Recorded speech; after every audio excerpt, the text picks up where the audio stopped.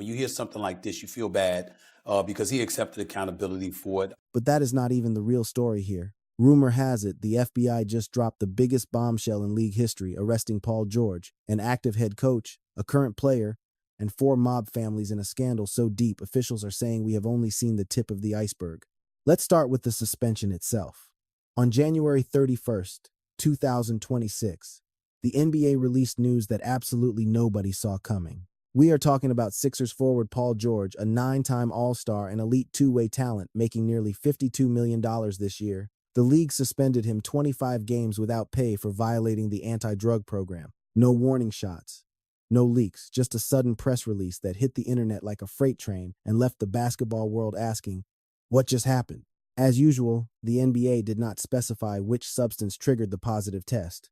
The official announcement was brief, cold, and strictly business. That 25-game ban keeps him off the floor until March 25th, 2026. That leaves him eligible for just the last 10 games of the regular season, forcing Philly to fight for playoff positioning without their second star. George did not stay silent, though. A few hours later, he sent a statement to ESPN insider Chauncey that completely flipped the script and changed how everyone was viewing the situation. Paul George also released a statement about it, saying, over the past few years, I've discussed the importance of mental health, and in the course of recently seeking treatment for an issue of my own, I made the mistake of taking an improper medication. I take full responsibility for my actions and apologize to the Sixers organization, my teammates, and the Philly fans for my poor decision making during this process. I am focused on using this time to make sure that my mind and body are in the best condition to help the team when I return. He points directly to mental health.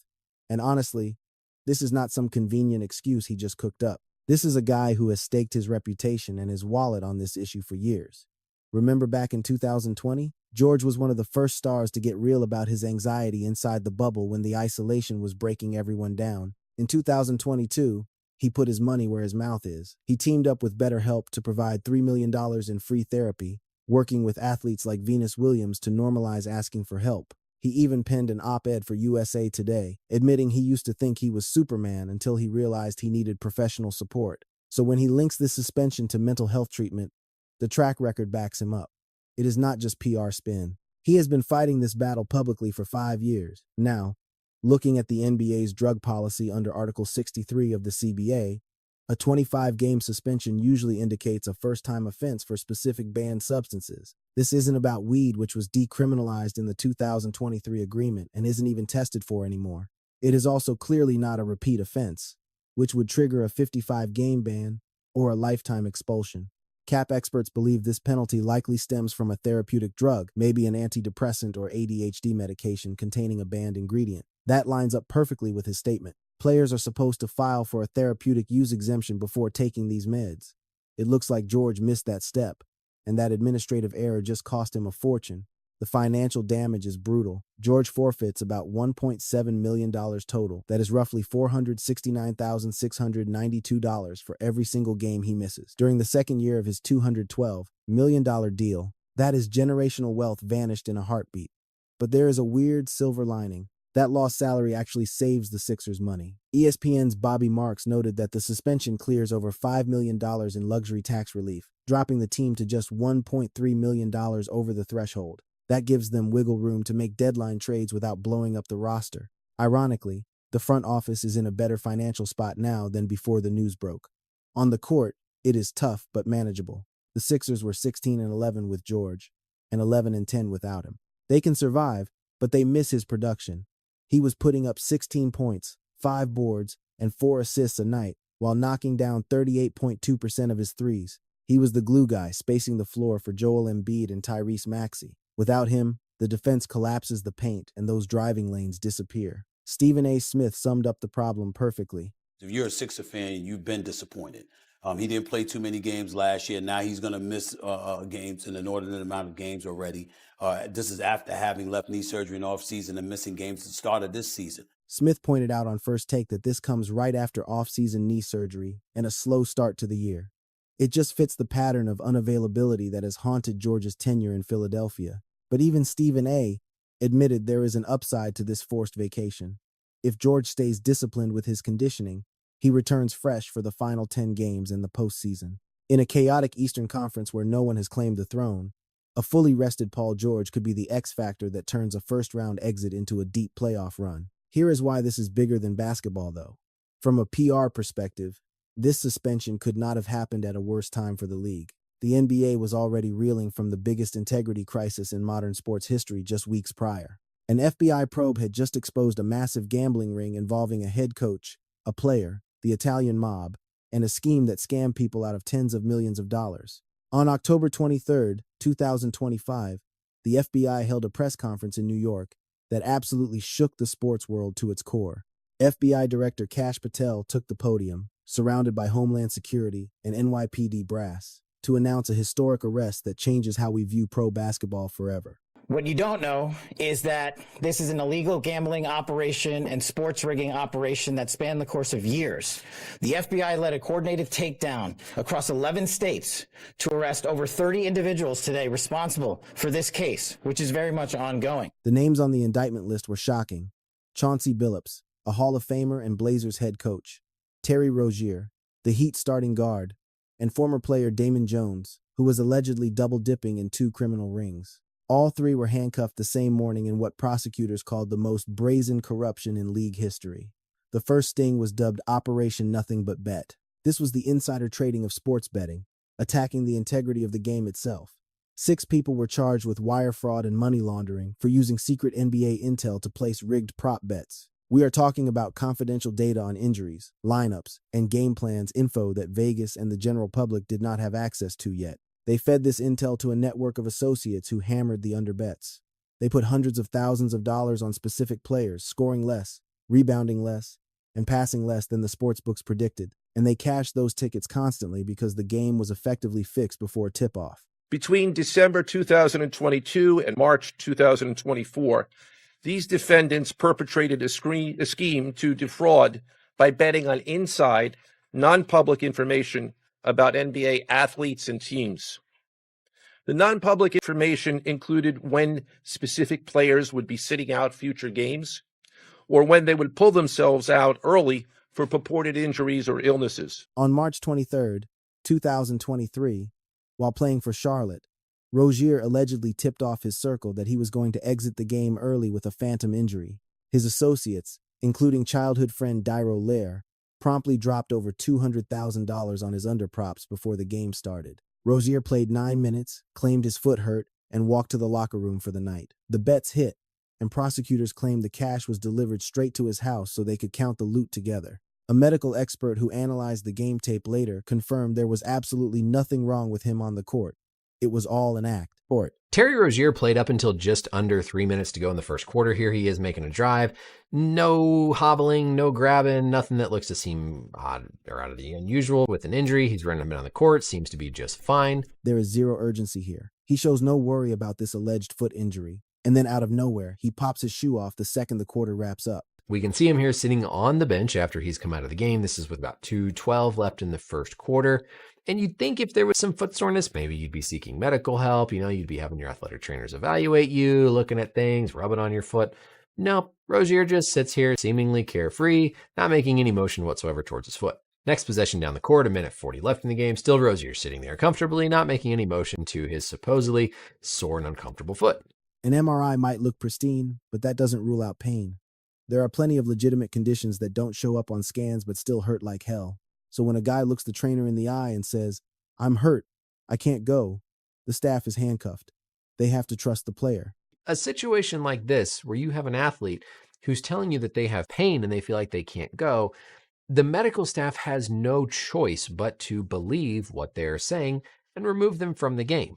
Prosecutors say he was leaking inside info on Lakers heavy hitters like LeBron James and Anthony Davis, tipping off his crew about rest days or minutes restrictions way before the public caught wind of it. In one case, someone laid down a $100,000 bet based on Jones's intel that Anthony Davis would be limited by an injury. That specific wager actually tanked, and the guys who placed it immediately came after Jones, demanding a refund. But the sports betting angle was just the tip of the iceberg. The second piece, dubbed Operation Royal Flush, was straight up wild. This targeted high-stakes underground poker games using tech that sounds like it was ripped from a spy novel. We are talking about rigged shufflers that scanned the deck and beamed card data wirelessly to an outside accomplice. They had X-ray tables that could read face-down cards, They used special contact lenses and glasses to spot invisible ink on marked decks. They even hid cameras in the light fixtures and chip trays to feed data into prediction algorithms. The so-called face cards included the defendant Chauncey Billups, who at the time of the scheme was a former NBA player and is currently the head coach of the Portland Trail Blazers, and also Damon Jones, a former NBA player and coach. What the victims, the fish, didn't know is that everybody else at the poker game, from the dealer to the players, including the face cards, were in on the scam. Having a finals MVP sitting across the felt made the whole thing feel authentic, exciting, and exclusive. In reality, they were being systematically robbed by the entire room. The group allegedly stole over $7 million, with one poor guy dropping $1.8 million in a single night. And who was bankrolling this whole operation? 4 of the 5 New York Mafia families, the Bonanno, Gambino, Genovese, and Lucchese crews. Authorities called this 4-family alliance historically rare. We haven't seen cooperation like this since the Mafia Commission was set up back in the 1930s. Every family had a job, getting the tech, running the venue, strategy, or breaking legs. When the victims couldn't square their debts, the mob handled collections the old-school way: threats, intimidation, and armed robbery. 2 years before this news broke, poker pro Matt Berkey actually exposed the whole Billups setup on his show. It was episode 277 of the Only Friends podcast, aired live on August 21st, 2023. There was this game. It started in LA and then it came to Vegas for a few days, and it was all built around Chauncey Billups. And I had heard about the game, and the person who told me about it was like, "Look, I know the game runners. I'm telling you 100% this game is on the up and up." It racked up over 767,000 views on X. Berkey's buddies had played in those games, lost a fortune, and knew they were being cheated, but they couldn't touch guys with that kind of clout. Then, in the middle of the press conference exposing this massive conspiracy, U.S. Attorney Peace slipped up and accidentally broke the internet. The indictment details specific examples where the defendants profited from illegal gambling and illegal betting on various NBA games, about the performance of players on, among other things, the Charlotte Hornets, the Portland Trail Blazers, the Los Angeles Lakers, and the Toronto Rangers. So, where do we stand? Let's break it down, because the fallout has been just as messy as the crimes. Nothing here is straightforward, and the dominoes are still falling. All 3 NBA guys have pleaded not guilty. Rozier entered his plea on December 8th, 2025. He is out on a $3 million bond secured by his Florida house, but he had to hand over his passport. He is barred from gambling and can't talk to any witnesses or co-defendants. His lawyers already filed to toss the case in December, claiming his involvement was too minor to count as conspiracy. Billups pleaded not guilty on November 24th. He posted a $5 million bond using his Colorado home, with his wife and daughter co-signing. The Blazers wasted no time suspending him and tapped assistant Tiago Splitter to take over as interim coach. Billups even offloaded his Oregon house in December 2025. Damon Jones entered his not guilty plea on November 6th. He is out on a $200,000 bond backed by his folks, with the same strict no gambling rules. If they get convicted on both conspiracy counts, these guys could be looking at 40 years in prison. Then, on February 2nd, 2026, an arbitrator dropped a bombshell ruling that shook the league. Rozier actually won his salary battle against the NBA and the Heat. When he got arrested, Miami put him on leave and froze his entire $26.6 million salary the last year of his $96.2 million deal into escrow. The Players Association went to war over this. They argued that the collective bargaining agreement only allows unpaid leave for domestic violence or child abuse, not for federal gambling charges, no matter how ugly they look. The arbitrator sided with the union. The league was ordered to release every single penny of that $26.6 million. That decision sent shockwaves through the front offices. If Rozier gets full pay while fighting federal charges from his couch, how does the NBA handle the next disaster? Billups is in a totally different boat. As a coach, he doesn't have union protection. He risks losing his entire $7 million salary with basically zero chance of getting it back. I know everybody that's at play, and I don't like to sit up here and be hypocritical about certain things. I homeboy gamble, Ernie. Bet it. We've been on teams. We played cards. We played spades. We played talk. But with that being said, every year they would give us forums on what and what not to do. One of those things where if somebody asks you if a certain player is playing, you say no. So all these guys knew what was at stake. And I'm just ashamed that they put themselves and put their family and put the NBA in this position. Kenny Smith tried to play devil's advocate, arguing that gambling addiction overrides logic, no matter how much cash you have in the bank. Man, this ain't got nothing to do with damn gambling addiction. This ain't got nothing to do with addiction. These dudes are stupid. Why are they stupid? Under no circumstances can you fix basketball games. Under no circumstances. I love to gamble. The notion, like, Rozier makes $26 million. Him betting, giving people information or taking himself out of games, how much is he gonna benefit taking himself out the game to get unders? Like, he's making $26 million.